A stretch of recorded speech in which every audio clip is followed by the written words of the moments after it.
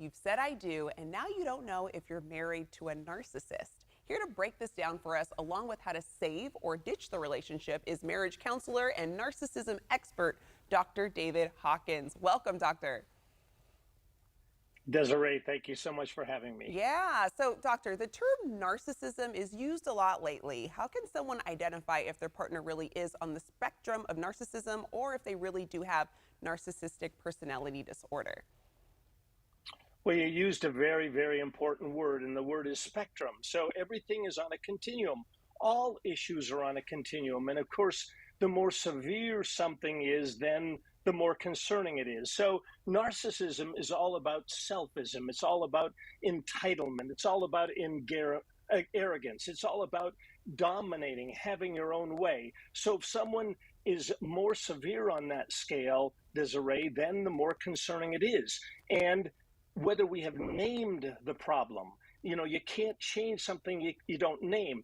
Narcissism is a responsibility deficit disorder. That's not really a clinical term, but responsibility deficit disorder, they don't take responsibility for their actions on a more extreme scale. So if they don't take responsibility, change then becomes impossible. If they're willing to take responsibility, if they're willing to validate and empathize and learn new skills, then intervention and the relationship could be saved. Okay, so if someone is married to a narcissist or someone with narcissistic traits, why should they consider couples counseling instead of just ditching the relationship? Several reasons, Desiree. Number one, the past is the best predictor of the future unless an intervention has taken place. If an intervention takes place, in other words, if someone feels the bottom, they've hit the bottom, then change is possible, and this relationship could be saved. Remember that the narcissistic relationship isn't all bad. There's some good things about it. Secondly, why not just leave?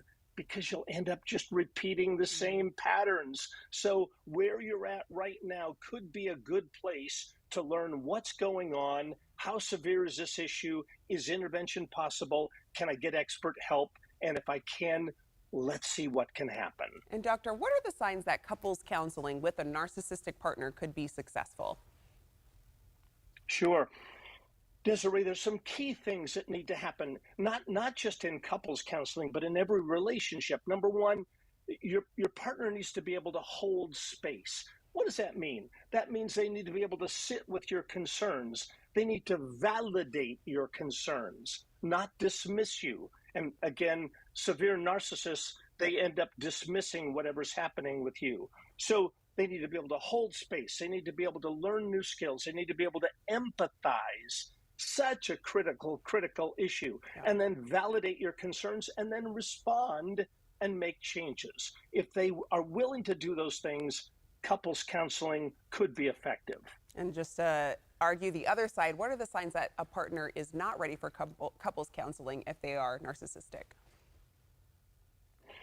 If they are not willing to hold space, if they're incapable of empathizing with you, if they invalidate your concerns at every turn, if they're dominating, if they're dismissive, if they're defensive. I call those the 3 Ds of narcissism. Let me say them again. Dominance, dismissiveness, and defensiveness. Any form of defensiveness, by the way, Desiree, is a way of saying to you, shut up. If they rationalize, minimize, justify, explain away, play the victim, any of those are ways to say you don't matter, I can't hear you. So any relationship is built upon mutual understanding, mutual concern, mutual connection. Yeah, important key signs to look out for. And how can a therapy session possibly save the relationship?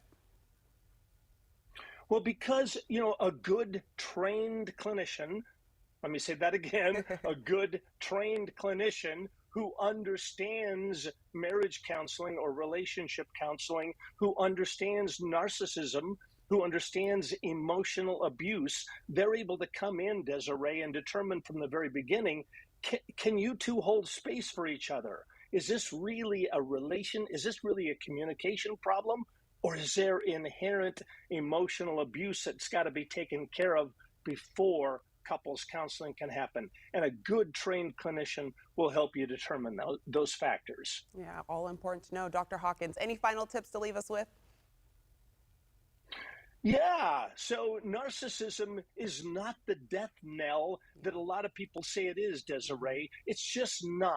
So, emotional abuse and narcissism can be intervened upon with a good trained clinician. So, don't just throw the relationship away. Yeah. Talk to a good clinician about what is happening, define it, and then make a good decision about how to go forward. Yeah, well, I appreciate you breaking it down. I hear the term narcissism a lot, so really knowing the definition behind it, I think is helpful to a lot of people. Dr. Hawkins, thank you so much. And for more marriage tips, visit marriagerecoverycenter.com.